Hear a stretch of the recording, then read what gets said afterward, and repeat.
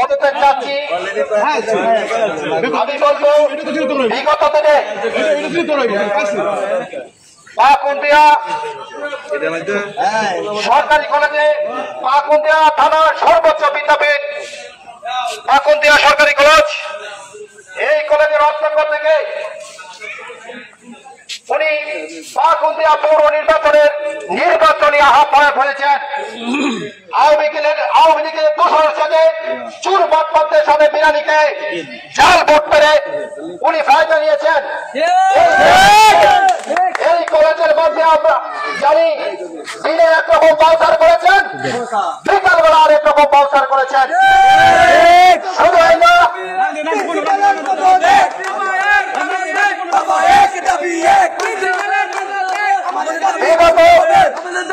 বিগত সময়ে আপনার থেকে যারা সিনিয়র ছিল তাদেরকে ওভারটেক করে আপনাকে অধ্যক্ষ বসানোর পরে আপনি তাদেরকে মূল্যায়ন করেন নাই। যারা জাতীয় দলে বিএনপিতে ছিল তাদেরকে আপনি সময়ে সময়ে বেজ্জতি করেছেন। শুধু এই নয়,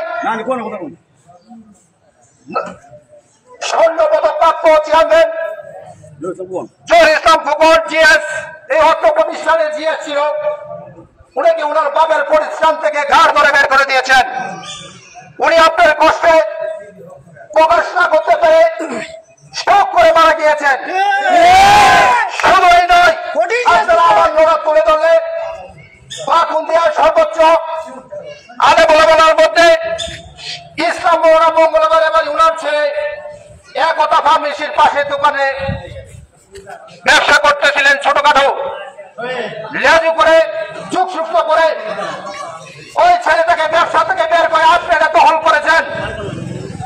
আপনার দুর্নীতির কথা বললে শেষ হবে না।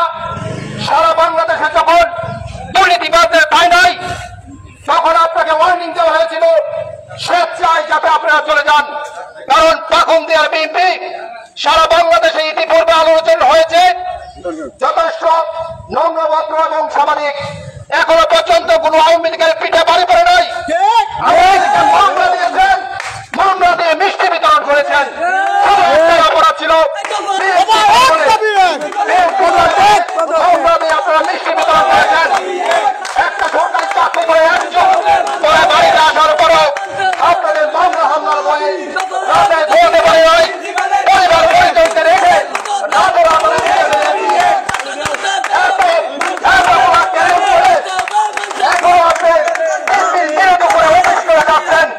আপনারা আজকের প্রত্যাহ না করা পর্যন্ত আমি জেনেছি আপনি আত্মগোপনে আছেন। আমরা কেউ আজ বাসায় ফিরবো না। আসেন, আপনি বেরিয়ে আসেন, আমরা আমাদের কাজ করে চলে যাব। আমি ছাত্র জনতা আস্তে আস্তে আমাদের মাঠ ভরে যাচ্ছে, আপনি এখনো সময় আছে, বেরিয়ে যান। আমি আবার জাতীয় শক্তি, জাতীয় দল এবং সাধারণ জনতাকে বলবো কাউকে হামলা মামলা করা যাবে না। আমরা ওনার প্রত্যাহার চাই। ওনার দুর্নীতির কথা বললে আরো 2-4 ঘন্টা বলা যাবে। বৈষম্য বিরোধী আন্দোলনে সারা